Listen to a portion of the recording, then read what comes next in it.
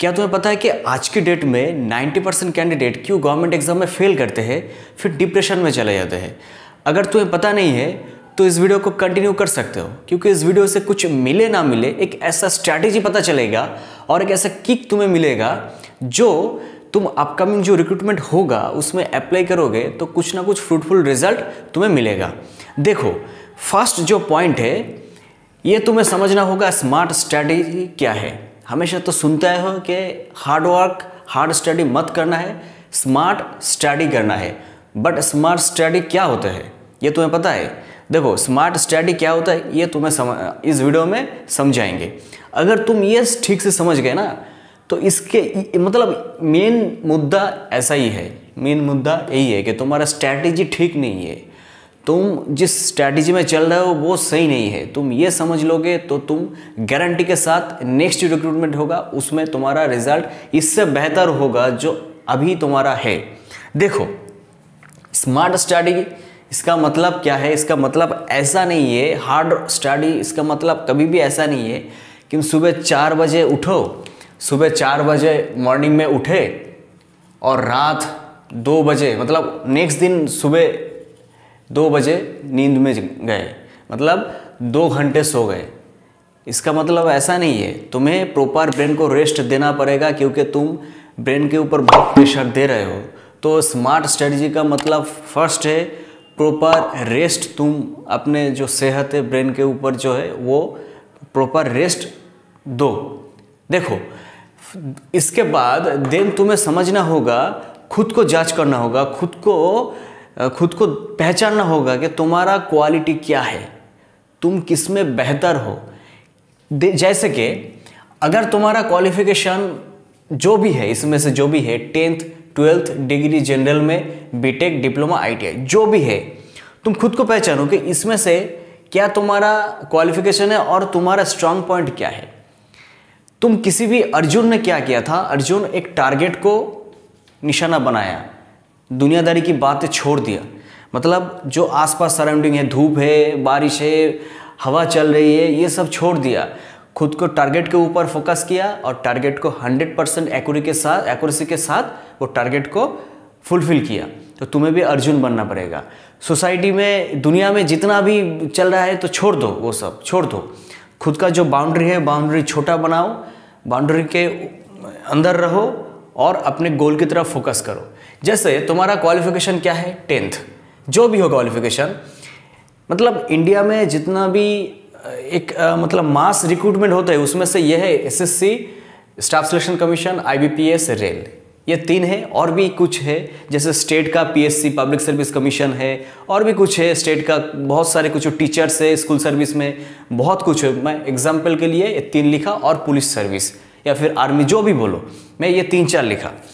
तुम इसको ध्यान से, जिस एग्ज़ाम को टारगेट करोगे उस एग्ज़ाम का सिलेबस तुम ठीक से समझो कि जो सिलेबस है वो सिलेबस तुम जितना भी टाइम तुम्हारे पास है उसमें तुम कंप्लीट कर पाओगे कि नहीं।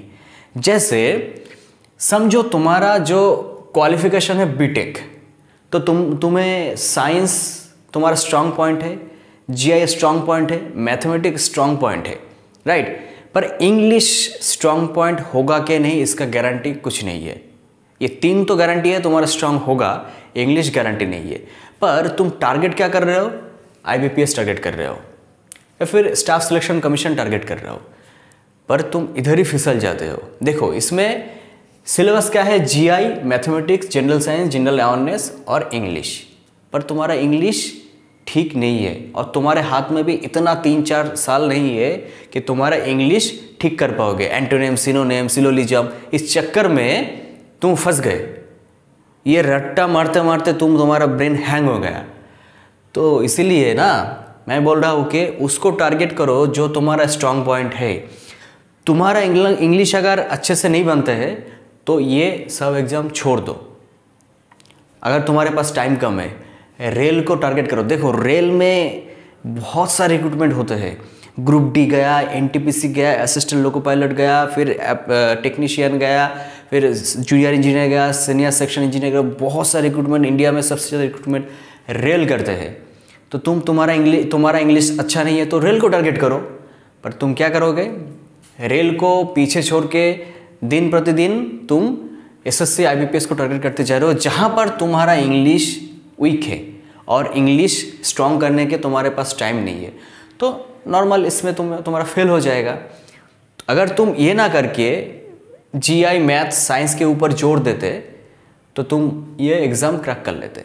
अच्छा, ये फर्स्ट गलती। सेकंड क्या गलती, सुबह उठ रहे हो, मैगजीन पढ़ रहे हो। मैगजीन मतलब क्या, करंट अफेयर्स का रट्टा मारते जा रहे हो। मतलब हर दिन पूरा दिन current affairs, GK, static GK, history, geography, ये सब पढ़ते जा रहे हो।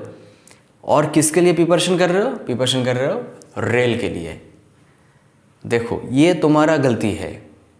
अगर ये करते जाओगे तो तुम्हें इसमें सक्सेस मिलने में बहुत लेट होगा, क्योंकि अभी जो एग्ज़ाम है ना, सारे जो एग्ज़ाम है थोड़ा हटके है। अभी एग्ज़ाम, रेल का एग्ज़ाम, अगर तुम रेल के एग्ज़ाम तुम पकड़ लेते हो तो देखो, इसमें रेल के एग्ज़ाम में जीआई में 25 से 30 मार्क्स है, मैथ में 30 मार्क्स के आसपास रहता है, जनरल साइंस में 30 मार्क्स में के आसपास रहता है।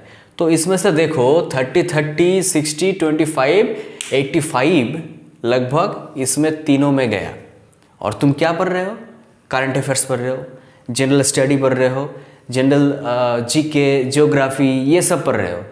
तो इसमें क्या 10 से 15 नंबर है, तो क्या कर लोगे तुम पूरा दिन ये पढ़ के, क्या कर लोगे ये पढ़ के, अगर तुम्हारा ये वीक रहा। तो इसलिए किसी भी एक कैटेगरी को टारगेट करके पढ़ो। अगर तुम एसएससी को टारगेट करके पढ़ रहे हो तो इंग्लिश सही से पढ़ो, क्योंकि ये तो 3-4 सबको आते हैं, पर जनरल इंग्लिश में ही सब फिसल जाते हैं। तो अगर तुम एसएससी की तैयारी कर रहे हो तो इंग्लिश को बहुत अच्छे से पढ़ो। विदाउट इंग्लिश तुम आगे बढ़ ही नहीं पाओगे। ऐसे पुलिस में भी है, पुलिस का सिलेबस एग्जैक्ट ऐसा ही है, एसएससी की जैसा ही है। कुछ नंबर में इधर उधर है, मतलब नंबर जो इसमें जितना नंबर इसमें नहीं रहेगा, पर सिलेबस ऐसी है। पुलिस में भी इंग्लिश है, पुलिस में भी मैक्सिमम स्टेट में इंग्लिश है, तो तुम पुलिस की तैयारी करो तो इंग्लिश की तरफ ध्यान दो, एक्सरसाइज करो सही से। और तुम रेल की तैयारी कर रहे हो तो ये 10-15 मार्क की जो general awareness, current affair, static GK, वो छोड़ दो। दिन में एक दिन कुछ जो बहुत अच्छे से टीचर है, जैसे खान सर, जैसे स्टडी ग्लोस, जैसे प्रशांत धवन सर जो वर्ल्ड अफेयर से, इस टाइप की जो जनरल स्टडीज़ की जो पढ़ाते हैं, उस टाइप की 1-2 वीडियो देखो, बस ख़त्म। दुनियादारी की यूक्रेन में कितना लोगों का डेथ हो गया, कब वो युद्ध रुकेगा कि नहीं, इसके ऊपर ध्यान देना छोड़ दो। ये करंट अफेयर्स जो है एग्ज़ाम के 1.5-2 महीने पहले ये पढ़ो, क्योंकि इसका कोई सिलेबस ही नहीं है। कभी 3-4 साल पहले से दे देता है, कभी 2 साल पहले से देता है, इसका तो कोई सिलेबस ही नहीं है। तो क्यों इसको पढ़ के तुम्हारा टाइम वेस्ट कर रहे हो। तुम किसी भी एग्ज़ाम की प्रिपरेशन कर रहे हो, focus mainly GI, mathematics, general science की तरफ दो, क्योंकि मैक्सिमम एग्ज़ाम में ये तीनों तुम ठीक से कर लोगे ना, तुम मात कर जाओगे।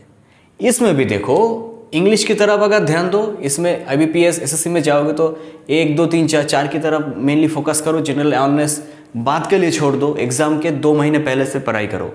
बाकी 4 एग्ज़ाम से ठीक से करो, तो इसमें से जितना नंबर तुम्हें मिलेगा तुम क्वालिफाई कर जाओगे। हर पार्ट में क्वालिफाई करना है, इसलिए जनरल अवेयरनेस को पढ़ो। पर कब पढ़ो, एग्ज़ाम के 2-3 महीने पहले पढ़ो।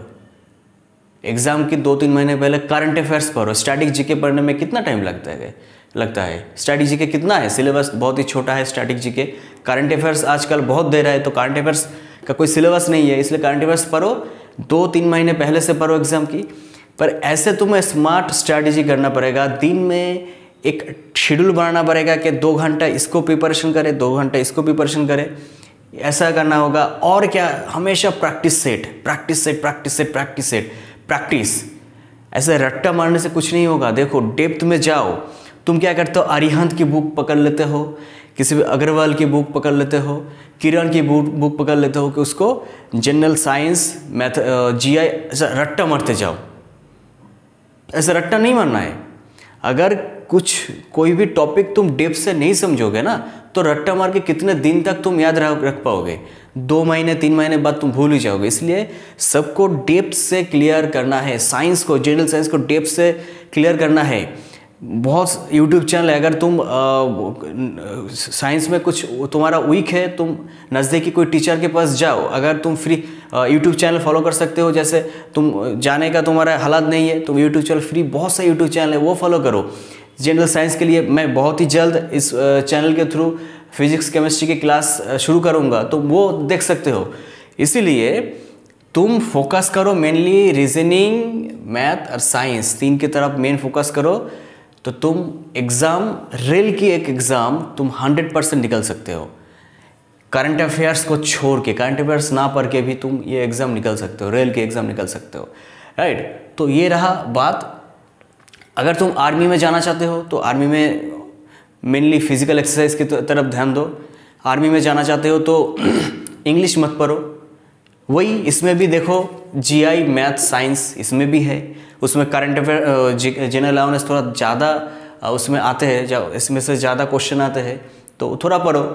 पर मेनली 3 की तरफ फोकस करो। नेक्स्ट रिक्रूटमेंट में मैं गारंटी के साथ बोल रहा हूँ, अगर तुम जनरल साइंस, मैथ और रीजनिंग अच्छे से कर लिए ना, नेक्स्ट रिक्रूटमेंट में मेरा गारंटी है, 100% गारंटी है मेरा, अभी जिस हालत में तुम हो, अभी जिस हालत में हो, किसी भी एग्ज़ाम में 100 में से तुम्हें 40 भी ठीक से नहीं मिल रहा है नंबर, मेरा गारंटी है तुम 60 के आसपास, 60-70 के आसपास तुम्हें बिल्कुल मिल जाएगा। और तुम्हारा ठीक से पढ़ाई हुआ तो ये तीन के जोर से ही तुम ये एग्ज़ाम, रेल की एग्ज़ाम हो, तुम क्रैक कर सकते हो। इसीलिए तुम ऐसा स्मार्ट स्ट्रैटेजी लो जैसे तुम्हारा जो स्ट्रॉन्ग पॉइंट है उसको और भी स्ट्रॉन्ग बनाओ। अगर तुम्हारे पास टाइम कम है उसको और भी स्ट्रॉन्ग बनाओ। अगर तुम्हारे पास बहुत ज़्यादा टाइम है तो तुम्हारा वीक जो सब्जेक्ट है उसके ऊपर जोड़ दो, नहीं तो छोड़ दो। इंग्लिश के बिना ही बहुत कुछ कर सकते हो, राइट। तो ये रहा बात। तो उम्मीद है तुम्हें ये जो मैंने लॉजिक दिखाया, ये जो रीज़न दिखाया, ये तुम समझ गए। अगर समझ गए तो इसको प्रैक्टिस करो, इसको फॉलो करो, तुम्हें गारंटी सक्सेस मिलेगा। ओके, तो मिलते हैं नेक्स्ट वीडियो में। Thanks for watching.